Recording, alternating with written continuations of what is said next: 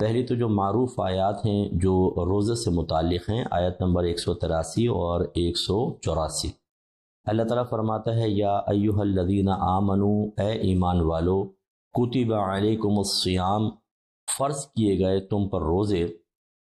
کما کتب علی الذین من قبلکم، جیسے تم سے پہلے والوں پر فرض کیے گئے تھے، لعلکم تتقون، تاکہ تم پرہیزگار ہو جاؤ۔ تو اس میں روزوں کی فرضیت کا ذکر کیا گیا۔ فرض وہ چیز ہوتی ہے جس کا کرنا ہم پر لازم ہوتا ہے اور اس کا انکار کفر ہوتا ہے، اور ایک آدھ بار یعنی اگر ہم چھوڑ دیتے ہیں، ایک بار بھی چھوڑتے ہیں تو گناہ کبیرہ کے مرتکب ہوتے ہیں، اور اگر اس کے چھوڑنے کو حلال سمجھ لے کوئی کہ میں نہیں مانتا ہوں یا حلال ہے چھوڑنا، تو کفر تک بھی بات پہنچ سکتی ہے۔ اللہ تبارک و تعالیٰ نے اس میں ایمان والوں کو خطاب کر کے ان پر روزوں کی فرضیت کو ذکر کیا، لہٰذا اگر کوئی شرعی عذر نہ ہو تو پھر روزہ رکھنا ہر عاقل بالغ مسلمان مرد و عورت پر فرض ہوتا ہے۔ شرعی اعذار میں حیض ہے، نفاس ہے، بہت شدید قسم کا مرض ہے، اسی طریقے سے شدید بڑھاپا ہے، اگر کوئی بہن بچے کو فیڈ کرواتی ہیں تو بعض اوقات اگر ڈاکٹر یہ کہہ دیتے ہیں کہ اگر آپ فیڈ کروائیں گی تو آپ کی صحت کو شدید نقصان پہنچے گا، اور اگر نہیں کرائیں گی تو بچے کی صحت کو نقصان پہنچے گا، جبکہ بچہ دوسرے کا کسی کو دودھ قبول نہیں کر رہا اور کوئی کسی اور غذا پہ نہیں چل رہا، تو یہ ایک مجبوری کی صورت بنتی ہے کہ ایسی صورت میں والدہ روزے کو چھوڑ سکتی ہیں۔ لیکن اگر وہ دودھ پلا کر بھی صحت مند رہ سکتی ہیں یا روزہ رکھیں، کمزوری تو ہوگی لیکن بچہ دوسری غذا پر گزارا کر سکتا ہو، تو ان پر بھی روزہ فرض ہے۔ اس طرح حمل بھی ایک عذر بن سکتا ہے، جبکہ وہی ڈاکٹر کہیں کہ آپ اگر روزہ رکھیں گی نہ آپ کو نقصان ہوگا نہ بچے کو، تو فرض ہے۔ لیکن اگر والدہ کو نقصان ہوگا یا روزہ رکھنے سے ایسی کمزوری ہوگی کہ بچہ خدا نخواستہ ایکسپائر ہو سکتا ہے یا اس میں خرابی پیدا ہو سکتی ہے، تو پھر ماں روزہ چھوڑ سکتی ہے۔ اسی طرح جو مجاہدین ہوتے ہیں، جنگ میں مصروف مسلمان ہیں، یا جو سرحد پر ہمارے فوجی بھائی ہوتے ہیں، وہ ہر وقت الرٹ رہنا ہوتا ہے، اگر روزہ رکھ لیں گے تو سستی پیدا ہوگی، نیند آئے گی اور اس سے ملک کی سرحدوں کو نقصان پہنچ سکتا ہے، تو ان کے لیے بھی ایک شرعی عذر بن سکتا ہے۔ اسی طریقے سے اگر جان یا عقل کی چلے جانے کا، ہلاکت کا خوف ہو، تو یہ بھی شرعی عذر ہیں۔ ہم گزارش کرتے ہیں آپ سب سے کہ اسی طرح سفر بھی ہے، پہلے اس کو لے لیتے ہیں، سفر بھی ہے، اور وہ شرعی سفر مراد ہے۔ لیکن یاد رکھیں کہ سفر میں تبھی روزہ چھوڑ سکتے ہیں کہ جب ہمیں سحری سفر میں ملی ہو۔ اگر گھر پر ملی ہے اور پھر ہم نے اگلے دن سفر کرنا ہے تو یہ سفر روزہ چھوڑنے کے لیے عذر نہیں ہے۔ روزہ اس وقت چھوڑ سکتے ہیں جب آپ ٹریول کرنا شروع کر دیں اور پھر پوری رات گزرے، اب سحری آپ کو کرنی ہے اور اگلے دن کو روزہ رکھنا ہے اور آپ حالت سفر میں ہیں، تو آپ چاہیں تو رکھیں، بہت بیسٹ ہے، نہ رکھیں تو چھوڑ بھی سکتے ہیں۔ تو اب کوشش یہ کرنی چاہیے کہ اگر آپ کے ساتھ کوئی شرعی عذر لاحق ہے تو کسی مفتی صاحب سے پہلے ایک دفعہ مشاورت کر لیں، کہ بعض اوقات ہم سطحی قسم کا کسی سے معلوم کر لیتے ہیں، یا آپ نے سنا جی مرض سے روزہ چھوڑ سکتے ہیں، تو کون سے مرض سے، کس حد تک، اس کا ہمیں اندازہ نہیں ہوتا۔ ہم بعض اوقات معمولی بیماریوں پر بھی روزہ چھوڑ دیتے ہیں اور اس سے گناہ گار بھی ہوتے ہیں اور آخرت میں گرفت بھی ہوگی۔ اور اللہ تعالیٰ نے ان روزوں کا فائدہ یہ بیان فرمایا لعلکم تتقون، تاکہ تم پرہیزگار ہو جاؤ۔ یاد رکھیں کہ تقوی صرف روزہ رکھنے سے حاصل نہیں ہوگا، مراد یہ ہے کہ تقوی کے حصول میں روزے سے آسانی ملے گی۔ اس کی میں پوری تفصیل آپ کو خدمت میں گزارش پیش کرتا ہوں کہ اصل میں تقوی ایک قلبی کیفیت کا نام ہے، ایک قلبی وصف کا نام ہے، خوبی کا نام ہے، کہ جس کو یہ حاصل ہو تو یہ وصف و خوبی اسے صغیرہ کبیرہ ظاہری باطنی گناہوں سے روک دیتی ہے، اور جب انسان ظاہری باطنی گناہوں سے رک جاتا ہے تو ہم کہتے ہیں کہ اس کے اندر صفت تقوی ہے اور یہ شخص متقی ہے۔ اور یقینی سی بات ہے کہ ظاہری باطنی صغیرہ کبیرہ گناہ سے انسان اس وقت بچ سکتا ہے جب اس کے پاس علم ہو کہ کیا گناہ ہے کیا نہیں، پھر اسے یہ بھی پتہ ہو ان کی علامات کیا ہیں، ان سے بچنے کا طریقہ کیا ہے، استقامت کا طریقہ کیا ہے، تب کہیں جا کر وہ تمام گناہوں سے بچے گا اور اس کو سب سے نچلے درجے کا تقوی حاصل ہوگا، کیونکہ تقوی کے اور بھی منازل و مدارج ہیں جو خواص کا تقوی ہوتا ہے جیسے،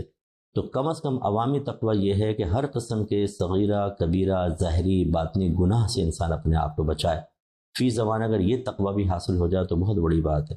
تو کیا اگر کوئی شخص جاہل ہے، اس نے بالکل علم نہیں سیکھا، اسے گناہوں کی معرفت حاصل نہیں ہے، تو کیا صرف روزہ رکھ کر یہ اس کو تقوی حاصل ہو جائے گا کہ وہ ہر صغیرہ کبیرہ ظاہری باطنی گناہ سے بچ سکے؟ نہیں۔ تو اسی لیے ہم آپ کو عرض کر رہے ہیں کہ قرآن کی صرف ظاہر کو نہ لیں، بلکہ قرآن کے ہر ظاہر کے اندر پیچھے ایک پوشیدہ تفصیل ہوتی ہے، جس کو آپ تفسیر سے معلوم کرتے ہیں یا علماء سے معلوم کر سکتے ہیں۔ چنانچہ اب اللہ تعالیٰ کا مقصود یہ ہے کہ اگر آدمی نے علم سیکھا ہو، اسے پتہ ہے صغیرہ کبیرہ گناہ کیا ہیں، لیکن اس کے باوجود نفس غالب ہے، شیطان بہکا رہا ہے، اطراف میں ماحول ایسا ہے کہ اس کے لیے اس مخلوق کے ساتھ رہتے ہوئے یا دنیا میں رہتے ہوئے گناہ سے بچنا بہت مشکل ہو رہا ہے، اس وقت اگر وہ روزہ رکھتا ہے یا رمضان کے 30 روزے رکھتا ہے تو اسے ان گناہوں سے بچنا آسان ہو جاتا ہے۔ یہ مراد ہے۔ اور آپ دیکھیں جو اشخاص جو ہمارے ینگسٹرز تھوڑا بھی خوف خدا رکھتے ہیں، وہ جب روزہ رکھتے ہیں تو اندر سے ایک مطلب ان کو شرمندگی ہوتی ہے، ایک ندامت ہوتی ہے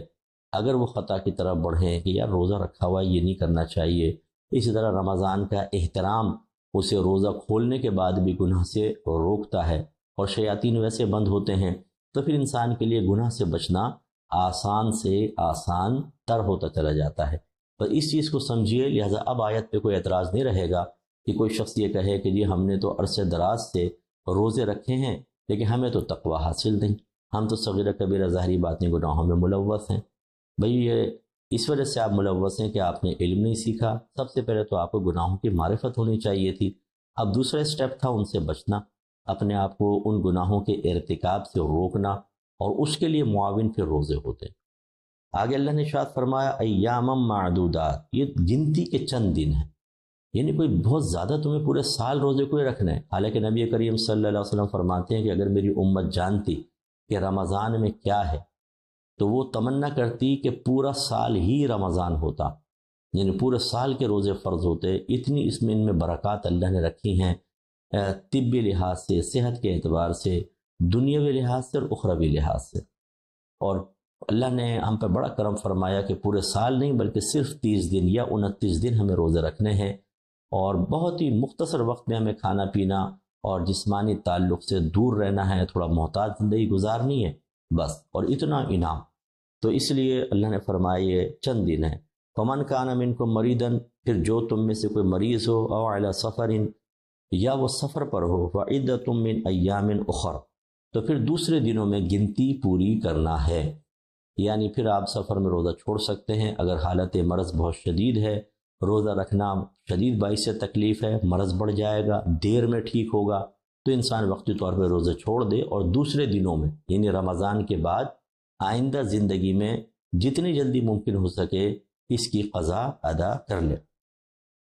وعلی الذین یطیقونہ فدیۃ طعام مسکین، اور وہ لوگ جو روزے کی بالکل طاقت نہ رکھتے ہوں